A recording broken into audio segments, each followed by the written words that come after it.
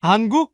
헛소리 마십시오. 그깟 조리품이 중국 무기를 이길 리 없어요. 사우디가 우리를 배신하는 건 말도 안 됩니다. 곧 알게 될 겁니다. 한국 무기는 과장 광고일 뿐 실전에서 망신당할 날이 올 거라고요. 한국 무기를 필사적으로 깎아내리려는 중국, 그리고 흔들리는 세계 무기 시장 속에서 중국이 맞이할 운명은 지금부터 시작합니다.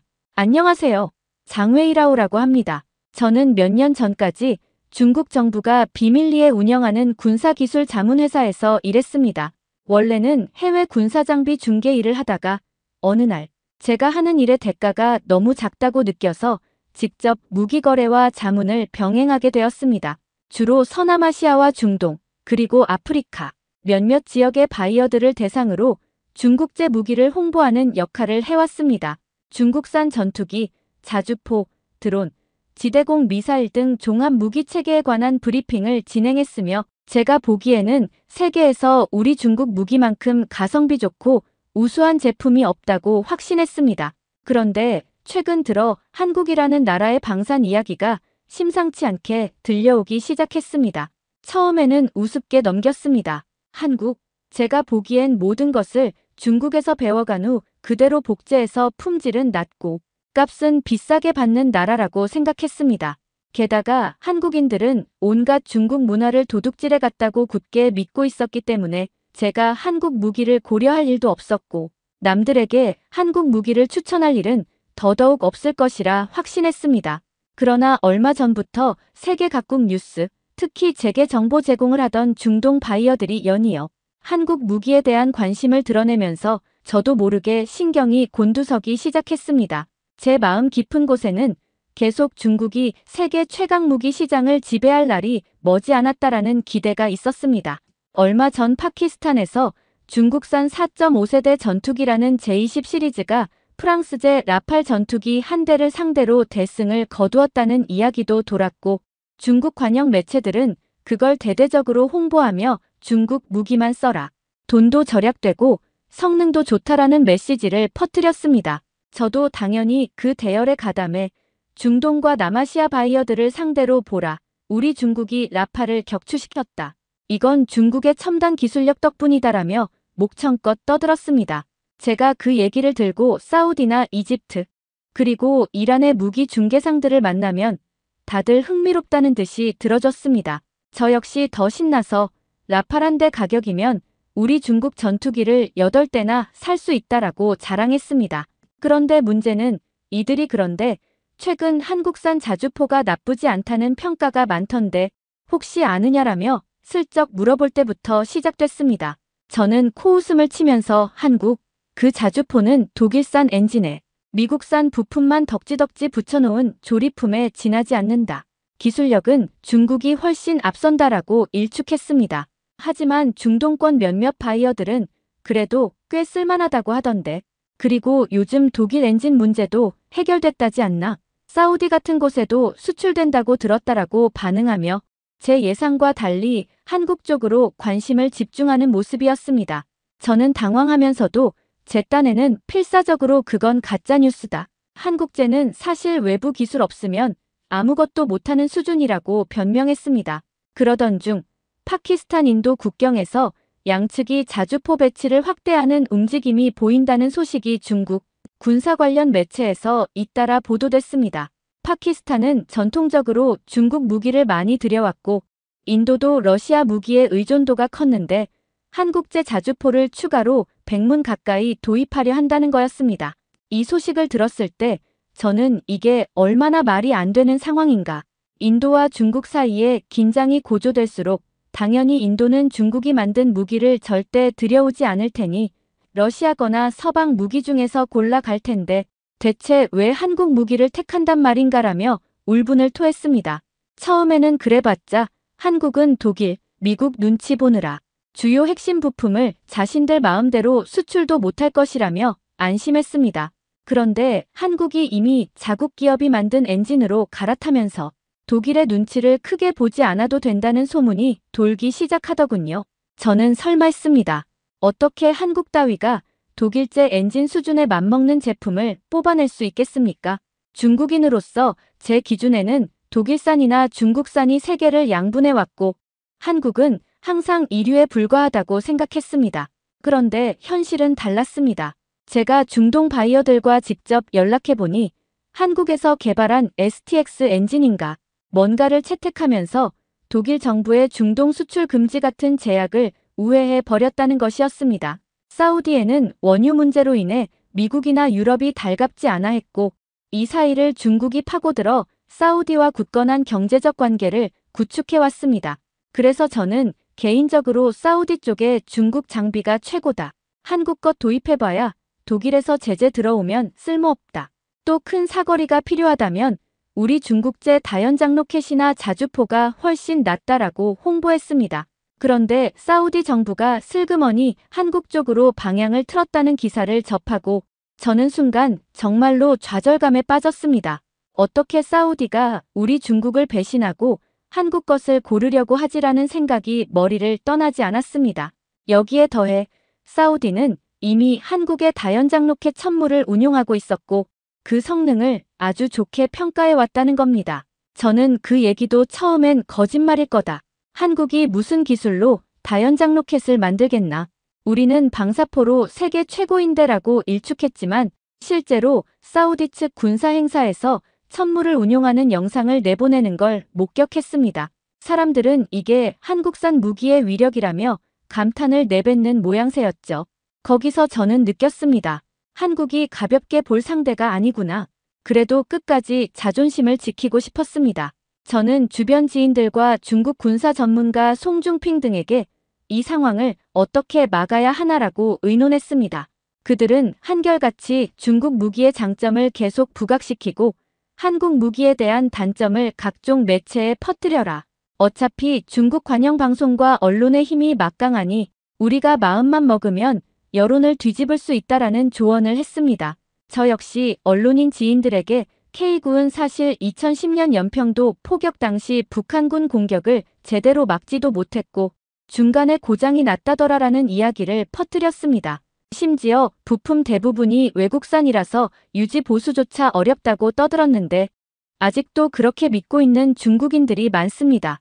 그런데도 외국 바이어들은 점점 한국 쪽으로 발길을 돌리는 듯 했습니다. 한편으로는 제 본업이 무기 중개이다 보니 직접 인도, 사우디, 아랍에미리트 등 여러 곳의 군사 담당자들과 접촉할 기회가 많았습니다. 그 중에는 이미 한국 무기를 써본 경험이 있거나 직접 참관을 해본 이들이 있었습니다. 그들은 하나같이 한국 제품은 가성비가 훌륭한데 중국 무기는 성능이 의외로 불안정하다라는 말을 하곤 했습니다. 저는 절대 인정할 수 없었습니다. 중국 무기가 어딜 봐서 불안정하냐. 우리 중국은 세계에서 가장 산업화가 잘 되어 있고 모든 기술을 독자 보유하고 있다. 한국은 껍데기만 국산이고 내부는 전부 수입이지 않나라고 우겼습니다. 그런데 그들은 실제 수치와 데이터를 제 눈앞에 가져다 댔습니다. 한국 자주포 K9의 사거리, 분당 사격 횟수, 그리고 주행 테스트 결과 등을 보여주며 우리가 직접 테스트했는데 독일제 엔진이든 STX 엔진이든 생각보다 안정적이었다라고 말했습니다. 게다가 포탄 3발을 15초 이내에 연속 발사할 수 있다는 사실을 뽐내기도 했고 탄착군이 좁아서 정확도가 꽤 높다는 점을 강조했습니다. 또 현장에서 포탄 장전과 탄약 보충을 해보니 정비 시간이 예상보다 짧다는 사실도 언급했습니다. 저는 억지로 코웃음 치며 결국 돈을 더 싸게 주면 중국 것도 그 정도 성능 낼 수 있다. 우리 쪽 기술자들이 이미 파키스탄에서 라파를 격추시킬 정도로 높은 기술력을 보여주지 않았나라고 근거 없는 자부심을 드러냈습니다. 하지만 상대방은 자주포와 전투기 격추 사건은 별게 아닌가. 게다가 그 건은 미사일 운이 작용한 일일 수도 있다. 실제로 전반적인 전투 능력을 검증하려면 수많은 데이터를 봐야 한다. 단순히 중국이 싸다는 이유로 중국제를 고르는 시대가 지났다. 한국 자주포나 로켓, 그리고 요격, 미사일 등이 서방 제재에서 자유로워지면서 수출 가능성이 더 높아질 것이다라고 반박했습니다. 제 얼굴이 화끈거렸습니다. 그래도 기세등등하게 우리는 중국 공산당의 의지가 있고 세계에서 가장 빠르게 무기 산업을 성장시키고 있다. 한국 따위가 만들어낼 수 있는 가짜 엔진으로는 금방 한계가 드러날 거다라고 되받아쳤습니다. 이번에는 상대방이 한국 언론 기사와 서방 군사 전문지에서 보도된 내용을 제게 들이밀었습니다. 영국 제임스라는 군사 전문 기관이나 스웨덴의 스톡홀름 국제 평화연구소 등에서 한국이 미래 방산 수출 시장에서 중국을 제치고 세계 4위권까지 도약할 거라는 전망을 하고 있다는 겁니다. 저는 코웃음을 치려 했지만 그 자료들이 워낙 구체적이고 영향력 있는 기관에서 나온 것이라 잔뜩 기가 눌렸습니다. 한국이 중동, 동유럽, 그리고 동남아시아에까지 수출을 확대해 갈 가능성이 크다. 러시아 무기를 쓰던 국가들이 대거 한국 쪽으로 갈아타려 할 수 있다라는 문구를 보자 너무 화가 났습니다. 제가 계속해서 러시아는 아직도 세계 2위 무기 수출국이다. 한국은 9위권에 불과하다라고 우겼지만 그들은 곧 달라질 거다. 한국은 지금부터 2030년까지 가속도가 엄청날 것이라며 비웃음을 지었습니다. 제 자존심이 또 한 번 크게 상처받았습니다. 그래서 중국 관영 매체 지인들에게 부탁해 한국 무기가 기술 이전을 너무 쉽게 해서 결국 기술력이 유출될 거다. 폴란드나 인도네시아 같은 나라에 현지 공장을 건설해주고 한국 무기의 핵심 설계도를 다 공개하면 한국이 스스로 무덤을 파는 셈이다. 한국 방사는 오래 못 간다라는 기사를 양산해달라고 요청했습니다. 그리고 실제로 인터넷 곳곳에 한국은 수출 실적을 위해 무리하게 기술 이전을 해주고 정부에서 보조금까지 대량 지원하는 실정이다. 그게 지속 가능하겠나라는 내용의 칼럼들이 등장했습니다. 저도 그 기사가 나오자마자 사우디나 인도 바이어들에게 퍼뜨리며 보라. 한국 무기는 곧 경쟁력을 잃는다. 값도 오를 것이고 기술도 제3국에 다 넘어가서 복제품이 판치게 될 거다라고 떠벌렸습니다. 그러나 폴란드 쪽 정황을 들어보니 현지에 한국식 공장을 짓고 K 전차를 생산해보려 해도 인프라나 기술 인력이 부족해서 제대로 시작조차 못하고 있다는 소식이 들려왔습니다. 이것이 오히려 한국이 괜히 기술 빼앗기지 않을 만큼만 이득을 잘 챙기고 있다는 해석으로 이어지더군요. 게다가 현재 K 초기 물량을 한국에서 만들어서 넘겨주는 계약을 맺고 폴란드는 돈을 내고 K 전차를 빠르게 받기를 원한다는 사실도 알려졌습니다. 저는 그 이야기를 듣고 다시 분노했습니다. 아니, 폴란드가 정말로 K를 원하는 건가? 어차피 전차 시장에서도 우리 중국이 훨씬 앞섰는데 라고 생각했지만 동유럽 국가는 러시아와의 갈등이 심해지다 보니 중국보다는 한국 쪽으로 더 눈길을 주게 된 모양이었습니다. 활용점정으로 최근 베트남에서마저 한국의 자주포 도입에 대한 긍정적 검토가 이루어지고 있다는 루머가 돌았습니다. 중국으로서는 도저히 받아들일 수 없는 최악의 시나리오였습니다. 인도와 베트남은 우리 중국과 국경 분쟁을 겪고 있는 나라들인데 그 둘이 모두 한국 무기로 무장한다면 사실상 중국 주변부가 한국산 무기로 포위되는 셈이니까요. 특히 베트남은 역사적으로 우리 중국을 자주 견제해왔는데 만약 K9 자주포까지 배치된다면 생각만 해도 분통이 터집니다. 저는 또다시 언론 플레이를 시도했습니다. 한국산 자주포가 1분에 6발을 쏠 수 있다지만 그게 실제 전장 환경에서 고장 없이 작동할지 미지수다. 이미 연평도 포격 때 문제를 일으킨 전력이 있지 않나라고 선동했습니다. 물론 현실은 K9이 연평도에서 반격 사격에 참여했고 일부 포가 작동 오류가 있었지만 상당수는 즉시 대응 사격을 감행해 의미 있는 반격에 성공했다는 결과였지만요. 저는 애써 그런 팩트를 외면했습니다. 한편으로는 차세대 전투기 시장에서도 한국이 KF-21이라는 걸 개발하고 있다더군요. 인도네시아가 돈을 제대로 안 내서 삐걱거린다는 얘기를 들었을 때 저는 환호했습니다. 역시 한국은 그렇게 무리하게 개발하다가 돈줄이 막히면 끝장난다라고 안심했습니다. 하지만 얼마 전 들려온 소식에 따르면 사우디가 KF-21에도 관심을 보이며 한국과 협의를 하고 있다는 말이 나왔습니다. 사우디가 공격적인 투자를 할 수도 있다는 추측까지 무성했습니다. 저는 설마 전투기도 한국에게 빼앗기는 건가라는 불안함이 엄습했고 바로 사우디 쪽 지인을 통해 사실 여부를 타진했지만 명확한 대답을 듣지 못했습니다. 오히려 모든 가능성을 열어두겠다라는 답이 돌아왔을 뿐이었습니다. 저는 속이 끓어올랐습니다. 미국산 전투기도 아니고 한국산 전투기에 사우디가 눈독을 들이다니 정말 말도 안 된다고 생각했습니다. 저는 또다시 여기저기에 한국 무기는 과대평가된 면이 있고 정비와 업그레이드 비용이 상상을 초월할 거다. 차라리 중국 무기를 도입하면 훨씬 싸게 그리고 기술 지원도 더 잘해줄 수 있다라는 유언비어를 퍼뜨렸습니다. 문제는 이제 시장 분위기가 저 혼자 움직일 수 없을 만큼 커졌고 이미 K9 자주포 하나만 놓고 봐도 상당수 국가들이 호평을 쏟아내고 있다는 사실입니다. 제 입장에서는 도저히 이해가 안 됩니다. 중국 무기는 싸고 실전에서 성능을 입증했으며 대량 생산 능력도 월등하지 않은가. 그런데 왜 한국 무기를 찾는 거지라며 스스로 묻고 또 물었습니다. 얼마 전 영국 런던에서 열린 국제방산 전시회에 초청받아 다녀오면서 저는 한국 부스를 직접 찾아갔습니다. 제가 보기엔 별거 없어 보이는 장비들이 여럿 전시되어 있었지만 막상 주변 반응은 뜨거웠습니다. 어느 중동 관계자는 한국 측 엔지니어에게 세세한 질문을 쏟아내고 어떤 동남아 바이어는 예전에 중국 자주포를 시범 운영해 봤는데 장거리 연속 사격 시 포신 내구성이 약간 불안정했다. 한국 쪽은 어떠냐라고 묻고 있었습니다. 한국 엔지니어는 이미 실전과 유사한 환경 테스트를 통해 내구성을 확신할 수 있다라는 확신에 찬 답을 내놨고 바이어는 고개를 끄덕이며 메모를 남겼습니다. 저는 뒷목을 잡을 뻔했습니다. 왜 사람들은 저런 헛소리에 끌리는 거야? 중국 무기는 한 세트에 2세트씩 사면 되잖아. 가격이 싸니까 고장나면 교체하면 되지 않나라고 속으로 외쳤습니다. 그 시점부터 제가 만나는 거의 모든 외국 담당자들이 저에게 한국 무기를 폄하하는 건 어떤 근거냐라고 되묻기 시작했습니다.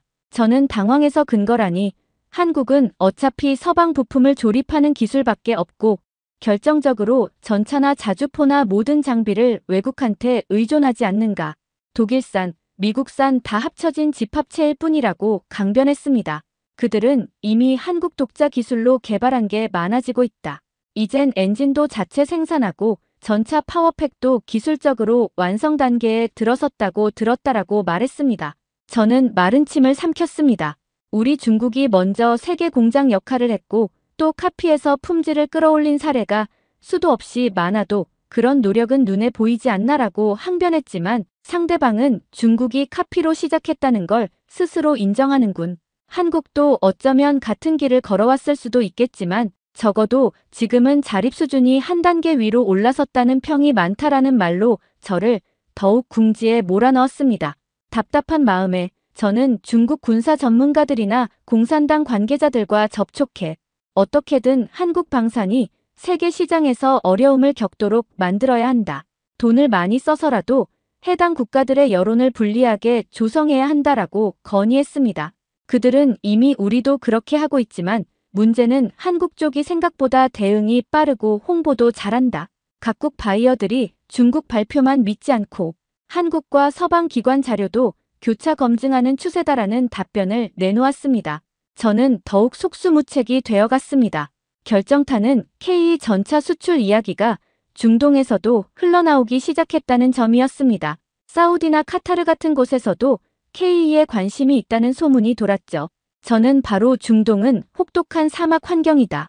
한국 전차가 그 열악한 환경에서 견딜 수 있겠느냐라고 공격했습니다. 그런데 돌아온 반응이 걸작이었습니다. 그래서 한국이 기존의 사막 실험을 다 마쳤다고 하는데 추위와 더위 극복은 이미 기술적으로 해결했다더라. 게다가 국산 파워팩 완성도 소문이 좋다라는 이야기였습니다. 저는 도저히 믿을 수 없었습니다. 애초에 한국은 사막 지형 따위 없는 나라로 알고 있다. 무슨 수로 사막 테스트를 했단 말인가. 다 허위 아니냐라고 발끈했지만 당사자들은 유럽과 중동, 일대 사막에서 시제 차량을 굴려 실험한 데이터가 있다며 공식 발표 자료까지 보여주었습니다. 실험 사진, 보고서 등도 꽤 구체적이었습니다. 결국 저는 곳곳에서 중국 무기를 살 바에는 한국 무기를 사겠다라는 바이어들의 선언을 직접 들으며 큰 충격을 받았습니다. 무엇보다도 큰 배신감이 느껴졌던 건 제가 꽤 공들여 회유하려던 사우디 군사 담당자조차 일단 K9 자주포나 천무는 실전 운용에 준하는 시범 사격을 충분히 받고 만족했다.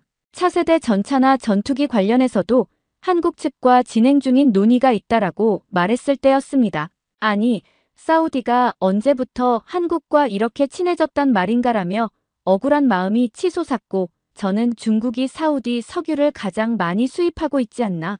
그만큼 돈도 많이 주는데 왜 한국이 끼어드는 거지라고 울분을 터뜨렸습니다.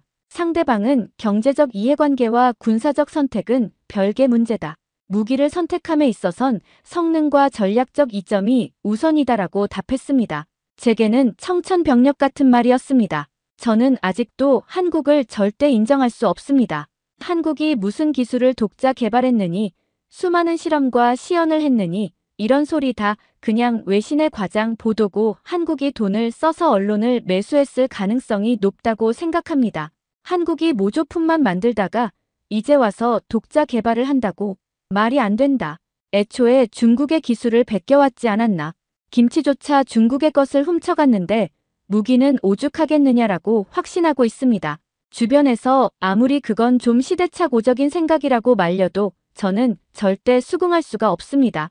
이 논리를 밀어붙이다 보니 중국 내부에서도 가끔은 지금 시대에 그런 말을 해봤자 국제사회가 믿어줄 리 없다. 오히려 중국이 무지한 듯 보일까 두렵다라는 핀잔을 받기도 합니다. 그래도 저는 굽히지 않습니다. 중국이 곧 세계 무기 시장을 석권할 날이 분명히 올 거라 믿고 있고, 한국은 그저 잠깐 치고 나가는 것뿐이라고 주장하고 있습니다. 하지만 솔직히 말해 지금 분위기는 제가 아무리 폄하 발언을 쏟아내도 바꾸기 힘든 상황인 듯합니다. K9 자주포는 이미 사우디뿐 아니라 여러 국가에서 러브콜을 보내고 있고, 호주에서도 사격 시험을 성공적으로 마쳤다고 들었습니다. 인도와 베트남까지 한국 무기를 가져가는 시나리오가 현실화된다면 중국 입장에서는 사실상 동쪽과 남서쪽 국경이 한국 장비로 위협받는 형국이 될 수 있습니다. 그래도 제가 마지막 남은 자존심으로 중국 무기는 훨씬 더 싸고 대량 생산이 가능하다라는 점을 강조하며 한국은 수출 실적을 높이기 위해 기술 이전을 너무 남발해서 곧 스스로 무너질 거다라고 매달리고 있습니다. 하지만 국제 군사 전문가들은 오히려 한국이 기술 이전을 한다고 해도 그 기술을 완전히 소화할 만한 기반이 있는 국가는 거의 없다. 몇몇 제한된 라이센스 생산이나 부품 조달 정도로 협력이 끝날 것이고, 정작 한국의 핵심 기술 노하우는 빼앗기지 않을 가능성이 높다라는 분석을 내놓았습니다. 저는 그 말이 억울하기만 합니다. 우리가 카피의 달인인데 왜 남들은 그렇게 못한단 말인가라는 생각이 들기 때문입니다. 어쩌면 일부 국가가 한국 기술을 슬쩍 훔쳐갈 수도 있겠지만 그럴 때마다 한국은 계약서에 엄청난 위약금을 설정하는 등 대비를 해놓았다는 소문도 있었습니다. 쟤들이 언제 이렇게 머리를 굴리게 됐지. 분명 옛날에는 중국보다 뒤처졌는데 라는 부정적인 감정만 커지고 있습니다. 얼마 전 제가 사우디의 군 관계자와 마지막으로 통화했을 때 그 상대방은 장웨이라오 씨, 우리는 중국과의 관계도 중요하게 여기지만 무기 선택은 별개다. 한국 무기의 단가와 성능이 결코 만만치 않고 사막 운용 능력이나 안정성 테스트가 생각보다 잘 되어 있다. 특히나 독일 엔진 제재 이슈를 스스로 해결했다는 점이 인상적이다. 중국이 선점에 있던 시장이라고 방심하지 말라라는 말을 했습니다. 저는 그 자리에서 열을 올리며 그래도 중국이 세계 1위 수입국으로서 사우디산 원유를 대량으로 사주고 있지 않나. 그 정도면 의리를 보여야 하는 것 아닌가라고 따졌고, 상대방은 황당하다는 듯 그래서 정치적 동맹이나 경제적 동맹은 계속 유지하지만 무기는 효율성을 우선한다. 더 나은 선택을 찾는 건 당연하지 않나라고 반응했습니다. 저는 속으로 이게 배은망덕 아니고 뭐냐. 중국이 사우디를 그토록 지원해줬는데 이런 식으로 한국과도 손을 잡는단 말인가라고 분개했습니다. 하지만 현실은 제가 어떻게 소리질러도 바뀌지 않을 듯합니다. 게다가 주변국들도 비슷한 길을 가고 있기 때문에 더욱 두렵습니다. 인도는 어차피 중국 무기를 도입할 리 없으니 그건 그렇다 쳐도 베트남조차 한국을 택한다면 억장이 무너지는 기분이 들 겁니다.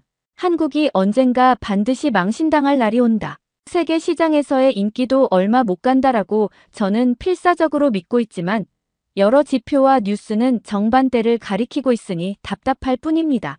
가끔은 제가 중동 바이어들과 미팅을 할 때마다 그들이 한국 무기 얘기를 꺼낼까봐 두렵습니다. 한국 자주포나 로켓, 전차 가격이 꽤 합리적인데 성능도 나름 인류 같다. 심지어 미국이나 독일에서 해결 못하는 제재 문제도 교묘히 피하면서 수출기를 열어놓았더라라며 호기심을 표할 때마다 제가 그걸 반박하기가 점점 힘들어지고 있기 때문입니다. 그래서 요즘에는 한국산 무기를 깎아내리기보단 중국 무기의 장점을 부각시키자. 특히 우리 중국은 자체 기술로 만들고 가격이 매우 저렴하다. 대량 생산 속도도 훨씬 빠르다. 부품 공급도 안정적이다. 이런 장점을 강조해야 한다라는 식으로 방향을 전환했습니다. 하지만 전에도 시도해봤던 방법이라 효과가 미미한 듯합니다. 워낙 사람들 사이에서 가격만 싸면 장땡이 아니다. 무기의 생존성과 정밀도가 훨씬 중요하다라는 인식이 퍼져버렸기 때문이죠. 거기에다 한국은 미사일 방어체계나 차세대 드론, 군함 건조 능력까지 키우고 있다며 점차 품목을 확장하고 있습니다.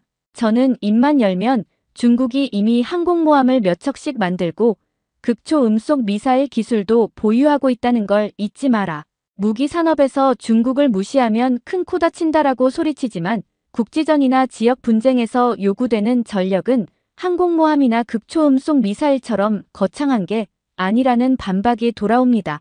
당장 쓸 수 있는 자주포, 전차, 전투기, 다연장 로켓 같은 게 중요하지 엄청난 천문학적 비용이 들어가는 항모나 극초음속 무기는 돈 많은 강대국들이나 쓰는 거 아니냐? 실전에서 쓸만한 물건의 시장이 훨씬 더 활발하다라는 논리에 제가 또 무너질 수밖에 없습니다. 결국 이런 논쟁이 반복될수록 제 위치가 난처해지고 주변 비아냥도 감당하기 힘들어지고 있습니다. 예전에는 제가 바이어들에게 중국제를 사면 좋다. 한국 따위랑 비교할 것도 없다라고 큰 소리쳤는데 지금은 오히려 반대로 왜 한국을 고려 안 하느냐라는 말을 듣고 있으니 참으로 기막힌 일입니다. 저는 어디 가서도 한국이 중국을 베껴서 성공한 나라라는 생각을 굽히지 않지만 요즘 해외 기사들을 보면 한국이 이미 미국과 유럽으로부터 완전히 독립된 기술력을 확보했다는 말을 심심치 않게 찾을 수 있습니다. 사실 저는 그런 기사를 읽을 때마다 열등감과 화가 동시에 치솟습니다. 어떻게 중국보다 늦게 시작한 나라가 이렇게 앞서가고 있다고들 하는 걸까라는 의문이 사라지지 않습니다. 지금도 중국 내부에서는 한국과의 경쟁이 본격화될수록 우리가 잃는 시장이 많아진다는 위기감이 커지고 있습니다. 한국의 K9과 천무가 계속해서 수출을 확대한다면 우리가 밀어내고 싶어하는 국가들도 한국을 선택할 수 있다. 이건 중국 무기가 들어갈 자리가 줄어든다는 뜻이다라는 목소리가 커지는 중입니다. 그럼에도 저는 계속해서 결국은 한국 무기가 실패할 거다. 중국 무기가 대규모로 뿌려지면 사람들은 가격 경쟁력에 혹해서 한국보다 우리를 더 선호하게 될 것이라고 우겨대고 있습니다. 제가 이렇게밖에 나오지 못하는 건 다른 방법이 없기 때문이기도 합니다. 이미 한국과 직접 비교해 볼 때 뚜렷한 우위를 내세우기 어려워졌다는 느낌도 듭니다. 그래도 자존심은 포기할 수 없습니다. 라팔 격추 사건 보셨죠? 우리 중국 전투기가 얼마나 대단한지. 한국이 전투기를 개발해도 중국 레벨은 못 따라올 거다라고 또 열변을 토하고 한국 무기는 대부분 독일, 미국, 영국 등 서방 기술의 모조품 아니겠습니까? 라고 누누이 주장합니다. 이렇게라도 하지 않으면 제 얼굴을 들고 무기 중개 일을 계속하기가 어려울 정도로 저의 위신이 바닥에 떨어졌기 때문입니다. 사우디, 인도, 베트남, 폴란드 같은 나라 담당자들은 그런 제 모습을 보고 때론 연민의 미소를 짓습니다. 저는 그게 더 싫습니다. 저들이 저를 무시하며 아직도 현실을 모르고 어쩌면 저렇게 우기는 걸까라고 속으로 생각하고 있다는 게 느껴져서 피가 거꾸로 솟습니다. 그러나 저는 절대 굴복하지 않을 겁니다. 제 신념은 하나입니다. 한국은 결국 중국에게 모든 면에서 뒤처진 나라며 무기 산업 역시 우리를 이길 수 없다는 겁니다. 그들은 중국을 흉내내면서 품질을 살짝 높였을 뿐이고 아직 진정한 의미의 국산화 능력은 부족하다고 믿습니다. 감사합니다. 두 번째 사연 바로 시작하겠습니다. 안녕하세요. 저는 자오밍입니다. 허난성 외곽의 작은 마을에서 태어났고 저희 가족은 대대로 파우차이를 만들어 오던 집안이었습니다. 어릴 적부터 저는 집 마당에 즐비하게 늘어선 항아리들을 보며 자랐습니다. 할아버지와 할머니는 늘 말씀하시곤 했습니다. 파오차이가 중국의 자부심이고 고대로부터 전해 내려온 위대한 식문화라고요. 그러면서 한국의 김치에 대해서는 늘 못마땅한 시선을 보내셨습니다. 특히 외국 바이어들이 김치만 찾고 파오차이는 외면한다는 소식을 들을 때마다 온 가족이 분노에 사로잡히곤 했습니다. 할아버지께서는 생전에 이런 말씀을 자주 하셨습니다. 김치는 원래 중국에서 건너간 것인데 한국이 슬쩍 가로채서 자기들 것처럼 홍보한 거라고. 그 때문에 우리같이 정통 파오차이를 만들어 온 집안이 손해를 보고 있다고요. 할머니도 거들었습니다. 파오차이는 수천 년 역사를 지닌 진짜 음식이고 김치는 그저 얼기설기 흉내낸 것이라는 시기였습니다. 저는 어릴 때부터 그런 이야기를 듣고 자랐으니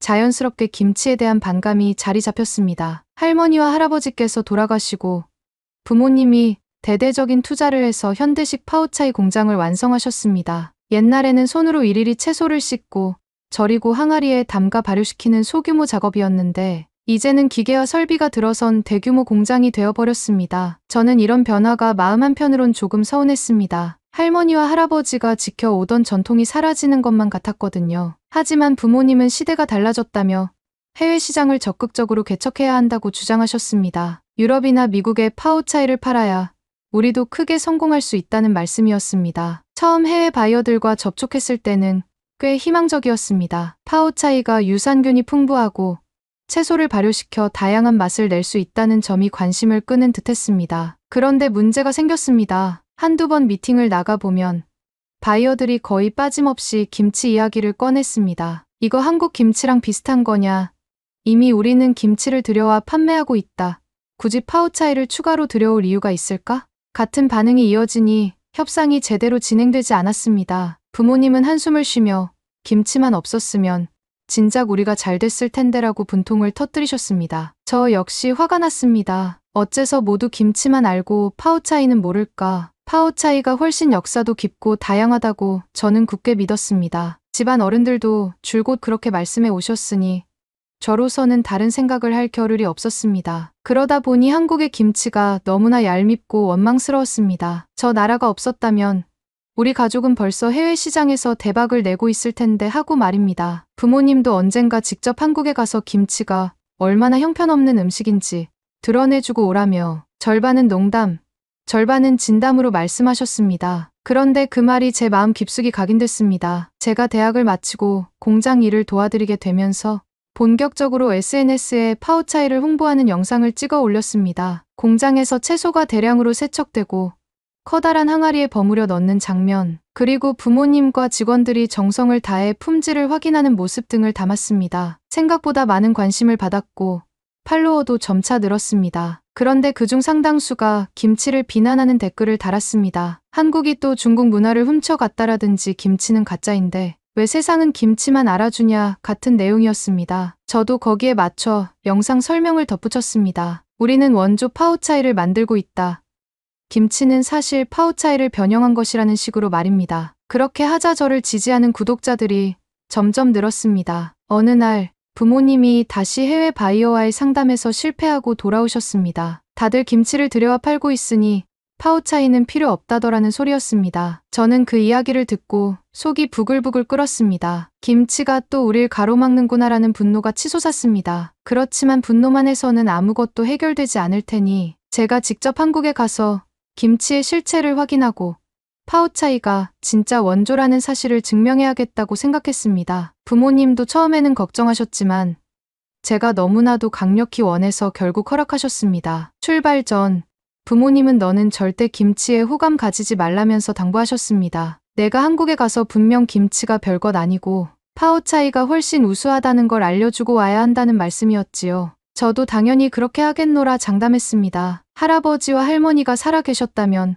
더 많은 충고를 하셨을 텐데 아쉽게도 그분들은 이미 돌아가신 뒤라 마음 한편이 쓸쓸했습니다. 내가 김치를 낱낱이 파헤쳐서 조상님들께 그 억울함을 풀어드려야겠다는 다짐이 제 안에 단단히 자리를 잡았습니다. 비행기를 타고 인천공항에 도착하자마자 저는 예상했던 것과 다른 깔끔한 풍경에 깜짝 놀랐습니다. 한국이 그렇게까지 현대적일 것이라곤 상상하지 못했거든요. 하지만 공항만 보고 섣불리 판단할 수 없으니 저는 서울 시내로 들어가는 지하철에 몸을 실었습니다. 그리고 도심에 도착해서 길을 걸어 다니며 또 한 번 놀랐습니다. 거리 곳곳이 제법 깨끗했고 고층 빌딩도 많았습니다. 분명 낡은 구석이 있으리라 짐작했지만 적어도 제가 처음 다가간 지역은 잘 정돈되어 있었습니다. 저는 일단 공항이나 도심 메인 거리는 관광객이 많으니 그렇게 해놓았을 것이라고 생각했습니다. 골목 안쪽으로 들어가 보면 분명 엉망이겠지라는 기대도 있었습니다. 몇몇 초라해 보이는 골목 식당에 들어가서 김치가 얼마나 지저분하게 보관되어 있는지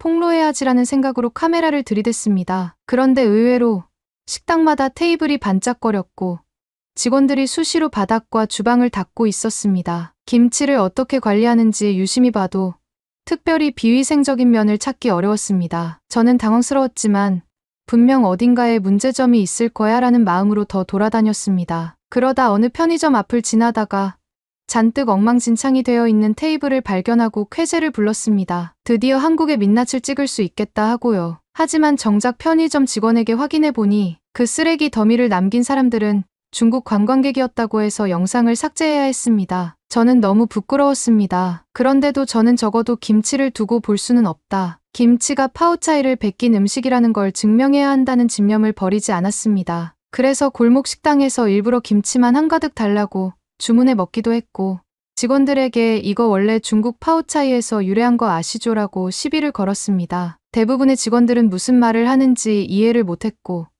혹은 웃으며 넘기기도 했습니다. 그러다 어떤 식당에서는 다른 손님과 말다툼까지 벌어졌습니다. 상대방이 김치는 엄연히 한국 고유 음식이라고 주장하니 제가 청나라 명나라 시대부터 이미 파오차이가 퍼져나갔는데 그게 왜 한국 음식이냐며 목소리를 높였습니다. 결국 식당 사장님이 나가 달라며 소리치셨고 저는 그 길로 쫓겨났습니다. 그러던 중 저는 박물관에 가면 김치가 정말로 한국의 역사인지 아니면 중국에서 건너간 음식인지 자료가 있을지도 모르겠다는 생각이 들었습니다. 사실 한국에 여러 박물관이 있긴 하지만 그 중에서 전통 문화나 식문화를 다루는 전시를 하는 곳을 찾아가 보기로 했습니다. 인터넷으로 검색해보니 서울 시내 한 구역의 한국의 음식, 역사와 관련된 전시를 상설로 운영한다는 박물관이 있었습니다. 저는 가서 직접 확인해 보겠다. 아마도 그곳에서 김치는 중국에서 유래했다는 문헌이라도 나오면 제 목적을 달성할 수 있겠지 하고 기대했습니다. 박물관 앞에 도착한 저는 약간 설레는 마음으로 입장권을 샀습니다. 생각보다 건물이 컸고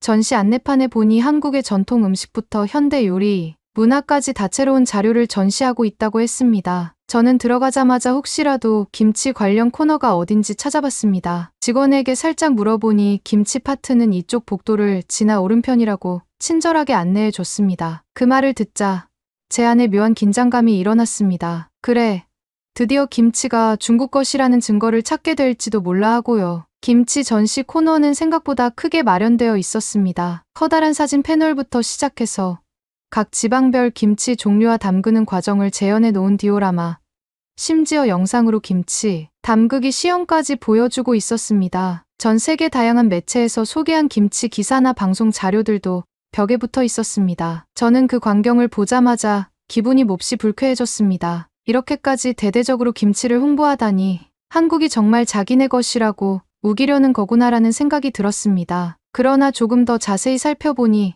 한국이 조상 대대로 절임, 채소 문화를 발전시켜 왔다는 각종 자료와 사료가 줄줄이 전시되어 있었습니다. 예컨대 조선시대에 채소를 소금에 절여 보관했던 기록이라든가 고춧가루가 보급된 이후 김치가 얼마나 다양해졌는지 등을 단계적으로 설명하고 있었습니다. 심지어 김장을 지역사회가 협력해 하는 문화가 유네스코에 등재되었다는 패널도 있었습니다. 저는 하나하나 읽을 때마다 울컥하는 분노가 치밀어 올랐습니다. 전시물은 전부 김치는 한국인들이 오랜 세월에 걸쳐 발전시켜온 독자적 음식이라고 말하고 있었습니다. 아니, 이게 말이 되나? 청나라나 명나라 시대부터 이미 파오차이를 먹었는데 왜 여기서는 한국이 원조라고 떠들어대고 있지라는 생각이 들자 저는 점점 이성의 끈을 놓아버렸습니다. 마침 전시 코너에서 안내를 담당하는 직원 두세 사람이 보이길래 저는 거칠게 다가가 말을 걸었습니다. 지금 여기 전시된 거 전부 잘못된 거 아닙니까? 김치는 원래 파오차이에서 비롯된 거잖아요. 청나라나 명나라 시대부터 중국에서 파오차이를 만들어 온 기록이 있는데 왜 그건 안 적어놓고 죄다 한국 것이라고만 하냐고요. 제가 목소리를 높이자 박물관 직원들은 당황한 표정으로 손님, 일단 진정하시고 이야기를 들어보시지요라며 말했습니다. 하지만 저는 들으려 하지 않았습니다. 이게 말이 되는 상황이냐? 여기 써놓은 것들 다 거짓 아니냐? 파오차이가 훨씬 먼저였다 하면서 직원들이 붙들고 있는 안내책자를 마구 뒤적였습니다. 직원 중 한 분이 조심스레 설명했습니다. 고객님, 한국의 김치는 독자적인 발효 음식으로 오랜 세월 전에 내려왔습니다. 물론 근접 국가인 중국과 상호 영향을 주고받았을 수는 있지만 이 전시에서는 김치를 한국의 전통 문화로 다루고 있고 역사 문헌과 유물도 그런 사실을 뒷받침합니다라는 요지였습니다. 그러나 저는 귀를 닫고 계속해서 말이 안 된다. 이건 불법 도용이다 같은 주장을 펼쳤습니다. 다른 관람객들도 제가 크게 소리를 지르니 흘끔흘끔 쳐다봤습니다. 결국 저는 청나라나 명나라 기록만 봐도 파오차이가 한국에 전해졌다고 적혀 있을 거다. 그런데 왜 여기서는 그런 걸 싹 무시하느냐? 당신들이 이걸 악의적으로 왜곡하는 것이라는 뜬금없는 논리를 펴기 시작했습니다. 박물관 직원들은 당혹스러워하며 그건 사실과 다르다. 그리고 명확한 사료가 없지 않느냐고 답했습니다. 제가 계속 시끄럽게 떠들자 직원 중 한 명이 무전을 치더니 보안 요원을 불렀습니다. 저도 그걸 보고 더욱 흥분해서 내가 틀린 말 하느냐. 김치가 사실 파오차이에서 나왔는데 왜 모른 척 하느냐고 고래고래 소리를 질렀습니다. 잠시 후 보안 직원으로 보이는 분이 달려왔습니다. 이쪽 손님, 다른 관람객들께 불편을 주시면 안 됩니다. 일단 진정해 주시죠. 그런데도 저는 멈추지 않았습니다. 내가 뭐 잘못했길래 이 전시가 잘못된 걸 지적하고 있는 것뿐이다라고 강변했습니다. 보안 직원은 한 번 더 정중하게 계속 이렇게 큰 소리를 치시면 안 된다. 다른 손님들의 관람을 방해하고 있다고 말했지만 저는 이미 이성의 끈을 놓은 상태였습니다. 차라리 경찰을 불러라. 내가 이걸 다 폭로해 버리겠다면서 박물관 바닥을 발로 탕탕 구르기까지 했습니다. 결국 보안 직원 두세 명이 함께 저를 붙들고 제지했습니다. 저는 그제야 무슨 짓을 하는 거냐. 날 함부로 대하면 큰일 날 줄 알라며 더 크게 소리쳤습니다. 그러나 제 기세와는 달리 주변 사람들은 제가 완전히 이성을 잃은 사람처럼 보였을 것입니다. 다른 관람객들은 얼른거리를 두었고 직원들은 저에게 나가 주십시오를 반복했습니다. 어느새 관리자가 와서도 제게 이렇게는 도저히 안 되겠다. 지금 당장 나가 달라고 했습니다. 저는 도리가 없었습니다. 이미 분위기가 험악해졌고 저도 더 이상 우기다가는 체포라도 될 것 같은 공포가 살짝 들었습니다. 마지못해 문 쪽으로 발걸음을 옮겼고 보안 직원들이 저를 끝까지 동행하며 밖으로 밀어내다시피 했습니다. 박물관 밖으로 쫓겨나고 나니 시원섭섭한 감정이 교차했습니다. 한편으로는 창피함과 분노가 뒤섞여 가슴이 쿵쿵 뛰었습니다. 아니, 어떻게 저렇게 뻔뻔하게 김치가 한국 음식이라고 우길 수 있지. 여긴 정말 무서운 곳이구나. 중국에서 온 기록 같은 건 하나도 인용하지 않다니. 반면에 또 다른 한편으로는 내가 너무 과도한 행동을 한 건 아닐까 하는 생각이 들기도 했습니다. 평정심을 잃고 소리를 지르며 박물관에서 쫓겨나기까지 했으니 저 자신도 당황스러웠습니다. 저는 그 길로 숙소로 돌아가서 한동안 아무 말도 하지 못했습니다. 가만히 침대에 누워 있으려니 한국에 온 뒤 겪은 일들이 하나씩 떠올랐습니다. 식당에서 위생 상태를 지적하려다 되레 깔끔한 모습의 할 말을 잃고 나왔던 일, 편의점에서 중국인 관광객이 남긴 쓰레기를 보고 한국인 탓이라 오해하며 큰 소리치다 망신당한 일, 그리고 방금 전에 박물관에서 벌어진 소동까지 제가 오로지 파오차이가 원조고 김치는 그 가짜라는 확신에 사로잡혀 너무나 과격하게 굴었던 건 아닐까 하는 후회가 밀려들었습니다. 그렇지만 제 마음 한구석에는 여전히 그래도 김치는 파오차이를 흉내낸 것이 맞을 텐데 왜 이런 상황이 벌어지지 하는 혼란이 있었습니다. 며칠 뒤 저는 다시 다른 골목 식당을 찾아가서 김치찌개를 주문해 먹어봤습니다. 마음속으로 이번에는 제대로 뭔가 흠을 잡아야지라고 생각하며 들어갔지만 음식이 나왔을 때 그리고 한 숟갈 맛을 봤을 때 그 깊은 맛이 꽤나 인상적이었습니다. 맵고 시원한 국물에 돼지고기와 두부가 어우러져 묘한 감칠맛을 자아냈습니다. 솔직히 말씀드리면 저는 한 숟갈로 끝내지 못하고 밥 한 공기 뚝딱 비울 만큼 흥미롭게 먹었습니다. 이러다 보니 제 안에서는 묘한 갈등이 생겼습니다. 김치가 정말 이렇게나 맛있을 수 있나?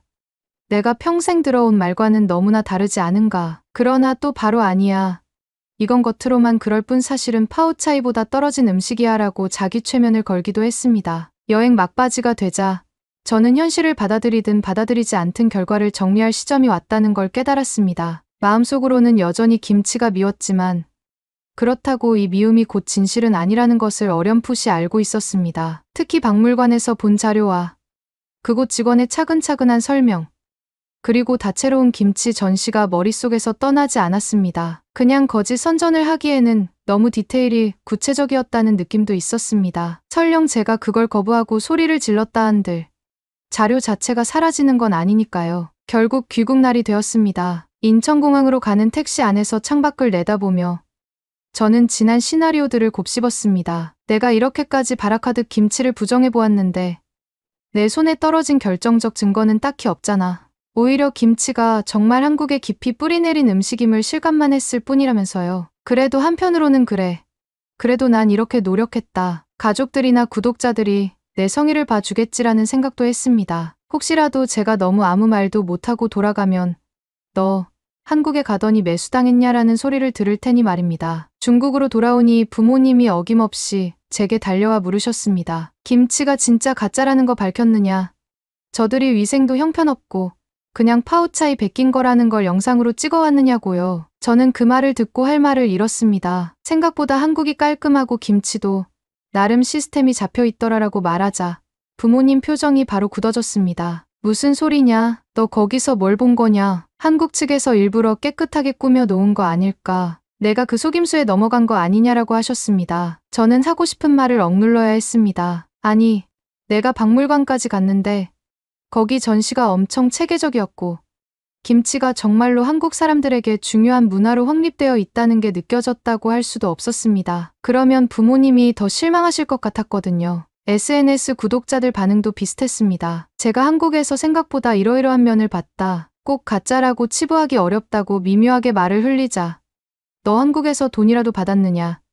내가 저쪽 편으로 돌아선 거냐 하는 비난이 쏟아졌습니다. 저는 한동안 큰 갈등을 겪었습니다. 거짓말을 해서라도 김치가 엉망이었다고 말해야 하나? 아니면 제가 본 그대로를 말해야 하나? 결국 저는 저 자신을 속일 수가 없어서 박물관에서 겪은 일은 빼고 한국 식당 위생이 나쁘지 않았고 김치는 의외로 종류가 많았다 정도만 조심스레 언급했습니다. 그랬더니 구독자 수가 크게 줄었습니다. 일부는 저를 완전히 배신자 취급했습니다. 그럼에도 저는 시간이 흐르면서 조금씩 용기를 내 파오차이와 김치를 서로 비교해보는 영상을 만들기 시작했습니다. 두 음식 모두 발효 채소이지만 재료나 양념이 다르고 문화 배경도 다르다는 식으로 차근차근 설명했습니다. 물론 예전처럼 김치는 파오차이를 베낀 것이라고 무작정 떠들지는 않았습니다. 그러자 새롭게 유입되는 시청자들이 늘어났습니다. 한중 음식 비교가 재미있다. 서로의 문화를 배워볼 수 있어 좋다 같은 반응이었습니다. 비록 예전처럼 격한 말로 구독자를 끌어모으진 못했지만 저는 마음 한편이 훨씬 편해졌습니다. 이제는 적어도 눈으로 보고 온 걸 왜곡해서 말하지는 않으니까요. 부모님은 아직도 제 영상을 탐탁지 않아 하시는 편입니다. 김치를 너무 좋게 말해주는 것 아니냐. 우린 평생 김치 때문에 피해만 받는 데라고 하실 때면 저는 속으론 씁쓸한 웃음을 짓습니다. 제가 직접 보고 왔는데 김치가 아주 형편없다고는 하기 어렵더라라고 대답하는 수밖에 없습니다. 그러면 부모님은 그래도 내가 한국 박물관에서 김치가 다 한국 거라고만 해놨다고 따지고 오지 않았느냐. 쫓겨나긴 했지만 그건 잘했다고 말씀하실 때도 있습니다. 차마 박물관에서 제가 얼마나 망신을 당했는지는 자세히 말씀드리지 않았습니다. 저 말고도 거기 직원들이랑 갈등이 있었다고 둘러댔을 뿐이지요. 저는 솔직히 그날 박물관에서 난동을 피우듯 항의했던 제 자신이 지금 와서는 조금 부끄럽습니다. 하지만 한편으로는 그 소동 덕분에